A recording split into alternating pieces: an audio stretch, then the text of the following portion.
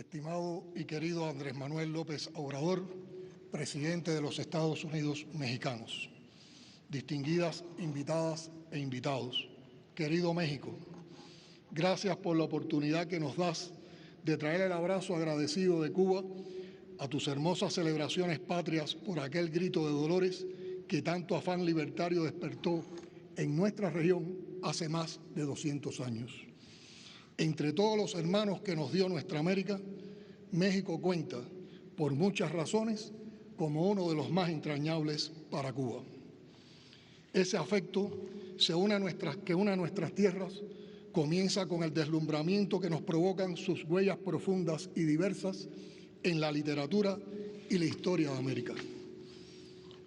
Cuánto es bella la tierra que habitaban los aztecas valientes, dice en el Teocalli de Cholula el cubano José María Heredia, abriendo una fascinante puerta a ese mundo nuestro, muy anterior al de la terrible conquista que iniciaron siglos después, con matanza y destrucción sin freno, las tropas españolas que venían de Santiago de Cuba al mando de Hernán Cortés. Pero nadie nos diría más de México que José Martí. Cito fragmentos de su memorable discurso pronunciado en la velada en honor a este país en la Sociedad Literaria Hispanoamericana en 1981. Hoy nos reunimos a tributar honor a la nación ceñida de palmeros y azahares que alza como un florón de gloria al cielo azul las cumbres libres donde el silbato del ferrocarril despierta, coronada de rosas como ayer, con la salud del trabajo en la mejilla, el alma indómita que chispeaba al rescoldo en las cenizas de Cuauhtémoc, nunca apagadas. Saludamos a un pueblo que funde en crisol de su propio metal las civilizaciones que se echaron sobre él para destruirlo.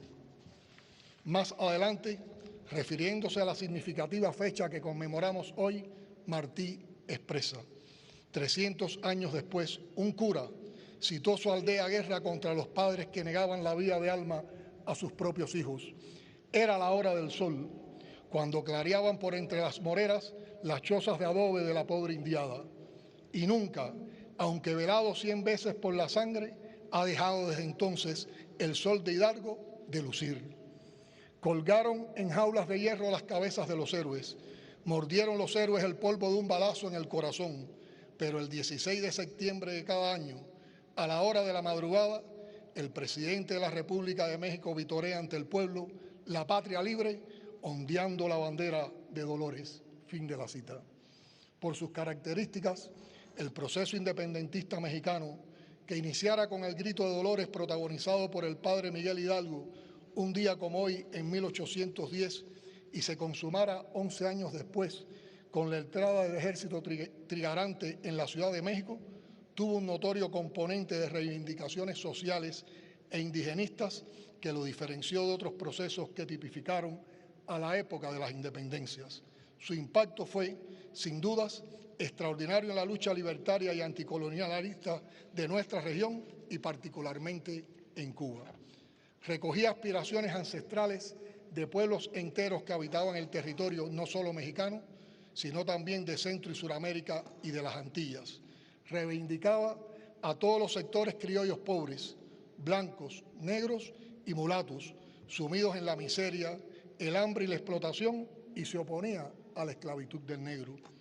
La amplia presencia popular influyó de forma decisiva en su radicalización y en la concreción de importantes demandas sociales y políticas, lo que constituyó una inmensa inspiración y aliento para nuestro movimiento independentista. No son pocos los notables cubanos que dejaron su sangre y sus nombres en la historia de México. Sobresale especialmente la solidaridad cubana en el enfrentamiento de México a las invasiones texanas en 1835-1836 y la invasión norteamericana de 1846 al 48. Se destacan los generales Pedro Ampundía, Juan Valentín Amador, Jerónimo Cardona, Manuel Fernández Castrillón, Antonio Gaona, Pedro Lemos y Anastasio Parrodi. Los cubanos Florencio Villarreal y José María Pérez Hernández lanzaron en marzo de 1854 el histórico Plan de Ayutla, determinante en el rompimiento del ejército y la sociedad mexicana con el gobierno dictatorial del general Santa Anna. Como ha confirmado el prestigioso investigador René González Barrios, varios de aquellos hombres ocuparon puestos claves en la vida político-militar mexicana y fueron gobernadores o comandantes militares en importantes plazas del país. Dos de ellos, los generales de división Anastasio Parrodi y Pedro Ampundía Grimarés, fueron ministros de Guerra y Marina en el gobierno de Benito Juárez durante la Guerra de la Reforma. En el Congreso, el gobierno, el exilio o la guerra al lado de Juárez, hubo siempre cubanos. Elogian su obra magnífica compatriotas prominentes como el general Domingo Boicuría y Cabrera y los poetas Juan Clemente Cenea y Pedro Santacilia, este último, quien fuera su yerno, secretario y agente de la República de Cuba en armas ante el gobierno mexicano. En la guerra contra los franceses sirvieron al ejército mexicano los hermanos Manuel y Rafael de Quesada y Loynaz, general y coronel respectivamente. Los coroneles Luis Eduardo del Cristo, Rafael Bobadilla y Francisco León Tamayo, el médico comandante Rafael Argilaos Jiménez Ferrer y el capitán Félix Aguirre. Todos regresarían a Cuba al comenzar la guerra de los 10 años. Fue México entonces el primer país en reconocer nuestra lucha armada y en abrir sus puertos a los barcos con la bandera de la estrella solitaria. Lo aprobó el Congreso, lo sentenció Juárez y lo agradeció Carlos Manuel de Céspedes, el presidente de la República en armas, en carta memorable a su par mexicano, y cito: altamente satisfactorio que México haya sido la primera nación de América que hubiese manifestado así sus generosas simpatías a la causa de la independencia y la libertad de Cuba.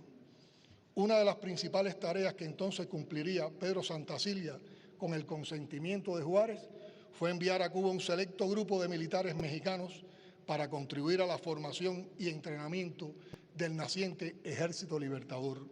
Los mexicanos brillaron en los campos de Cuba y sus proezas inspiraron a la tropa y a cuantos oyeron hablar de ellas. Otra vez dejó el padre de la patria cubana constancia de aquella entrega en carta al Benemérito de las Américas. Escribe Céspedes: algunos caballeros mexicanos han venido aquí y han derramado su generosa sangre en nuestro suelo y por nuestra causa, y todo el país ha mostrado su gratitud por su heroica acción. Dos de aquellos bravos militares mexicanos, veteranos de la Guerra de la Reforma y la contienda contra el Imperio francés, llegaron a ostentar los grados de general de brigada del Ejército Libertador cubano y conformaron parte del cuadro de sus principales jefes, José Inclán Risco y Gabriel González Galván.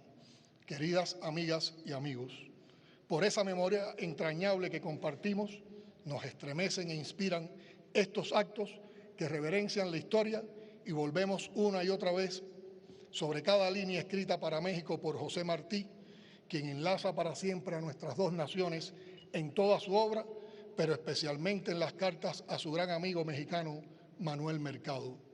Es también a ese amigo del alma a quien deja en carta inconclusa su rotundo testamento político, la voluntad consagrada al objetivo de impedir a tiempo, con la independencia de Cuba, que se extiendan por las Antillas los Estados Unidos y caigan con esa fuerza más sobre nuestras tierras de América. Años antes, en camino a Veracruz, Martí deja escrito: oh México querido, oh México adorado, ve los peligros que te cercan. Oye el clamor de un hijo tuyo que no nació de ti. Por el norte un vecino avieso se cuaja. Tú te ordenarás, tú entenderás, tú te guiarás. Yo habré muerto, oh México, por defenderte y amarte. Aquí murió por la revolución el joven comunista Julio Antonio Mella, asesinado en una calle de esta misma ciudad, en la que se conocerían años después Ernesto Che Guevara y Fidel Castro Ruz por intermedio de su hermano Raúl. Aquí se entrenaron y organizaron su expedición los jóvenes de la generación del centenario. Aquí forjaron amistades y afectos que aún perduran y que se inmortalizaron en una canción que es como un himno de aquellos tiempos épicos, La Lupe, de Juan Almeida Bosque. De ese periodo mexicano quedaron para siempre en la historia cubana, entre muchos otros, los nombres de María Antonia González, Antonio del Conde El Cuate, clave en la adquisición del yate Granma, Azarcio Venegas y Kir Medrano, luchadores profesionales que dieron entrenamiento físico a la tropa, Irma y Joaquina Vanegas, que ofrecieron su casa como campamento. El paso de Fidel y sus compañeros por México dejó profunda impresión en los futuros expedicionarios del Granma y un cúmulo de leyendas por todas partes de las que todavía se habla con admiración y respeto. No olvidaremos nunca que gracias al apoyo de muchos amigos mexicanos, zarpó el yate Granma de Tuxpan, Veracruz, el 25 de noviembre de 1956. De esa histórica embarcación descendió 7 días después, el 2 de diciembre, el recién nacido Ejército Reverde que venía a libertar a Cuba. Tampoco olvidamos que a solo unos meses del histórico triunfo de la Revolución en 1959 nos visitó el general Lázaro Cárdenas. Su voluntad de estar junto a nuestro pueblo a raíz de la invasión mercenaria por Playa Girón en 1961 marca sensiblemente el carácter de nuestras relaciones. Fiel a sus mejores tradiciones, México fue el único país de América Latina que no rompió relaciones con la Cuba revolucionaria cuando fuimos expulsados de la OEA por un mandato imperial. A lo largo de los años, jamás se ha quebrado lo que la historia unió indisolublemente. Nuestros dos países han honrado sus políticas soberanas al margen de cercanías o distancias entre los gobiernos. Impera lo que preconiza un principio muy mexicano: el respeto al derecho ajeno es la paz. Hay un mérito indiscutible en quienes han dedicado vida y energías, alma y corazón a alimentar esa hermandad con la ternura de los pueblos. Rindo tributo aquí a la solidaridad sostenida, invariable, apasionada y firme que siempre encontramos en esta tierra que todos los cubanos debemos amar como la nuestra. Lo dijo el apóstol cubano, quien además dibujó con su prosa colorida un retrato fiel de este pueblo generoso al afirmar: como de la raíz de la tierra le viene al mexicano aquel carácter suyo, sagaz y señorial, pegado al país que adora, donde por la obra doble de la magnífica naturaleza y el dejo brillante de la leyenda y la epopeya se juntan en su rara medida el orden de lo real y el sentimiento romántico. Desde aquellas palabras hasta hoy no ha dejado de crecer el patrimonio común levantado por una infinita lista de prestigiosos intelectuales y artistas de ambas naciones. Nos unen la literatura, el cine, las artes visuales, el bolero y el mambo.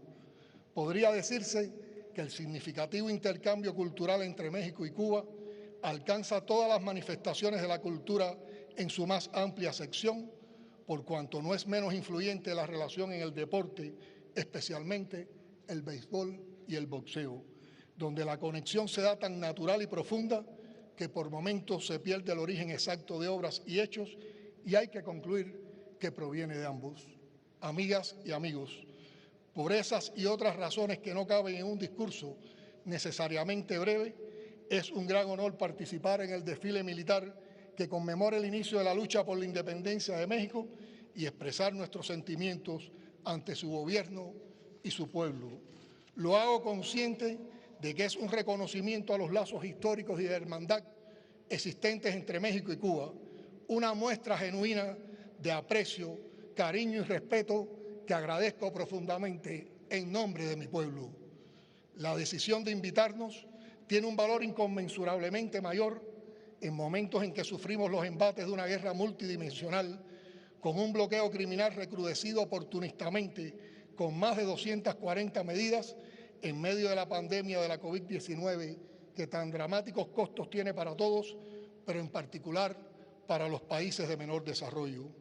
Estamos enfrentando paralelamente una agresiva campaña de odio, desinformación, manipulación y mentiras montada sobre las más diversas e influyentes plataformas digitales que desconoce todos los límites éticos. Bajo el fuego de esa guerra total, la solidaridad de México con Cuba ha despertado en nuestro pueblo una mayor admiración y el agradecimiento más profundo. Permítame decirle, querido presidente, que Cuba recordará siempre sus expresiones de apoyo, su permanente reclamo por el levantamiento del bloqueo y porque se convierta el voto anual de Naciones Unidas en hechos concretos, algo que su país ha cumplido de forma ejemplar para con nuestro pueblo. Agradecemos profundamente la ayuda recibida en insumos médicos y alimentos para paliar los efectos combinados del acoso económico y la pandemia. Hermanas y hermanos mexicanos, ante la compleja situación epidemiológica que enfrenta el mundo, la solidaridad y la cooperación entre nuestros pueblos adquiere mayor trascendencia. Por esa razón, nuestros profesionales y técnicos de la salud no dudaron en acompañar en cuanto fue necesario al pueblo mexicano y volveremos a hacerlo siempre que lo precisen. Reconocemos el excelente trabajo desempeñado por México al frente de la presidencia pro tempore de la Comunidad de Estados Latinoamericanos y Caribeños, mecanismo de genuina vocación latinoamericana y caribeña destinado a defender la unidad en la diversidad de nuestra América frente al proyecto de recolonización neoliberal que nos intentan imponer. Como expresara Fidel en un acto de amistad cubano-mexicana celebrado el 2 de agosto de 1980, nada soportaremos contra México, lo sentiremos como propio. Sabremos ser fieles a la amistad que han forjado siglos de historia y de hermosos principios comunes. ¡Viva México! ¡Viva la amistad entre Cuba y México!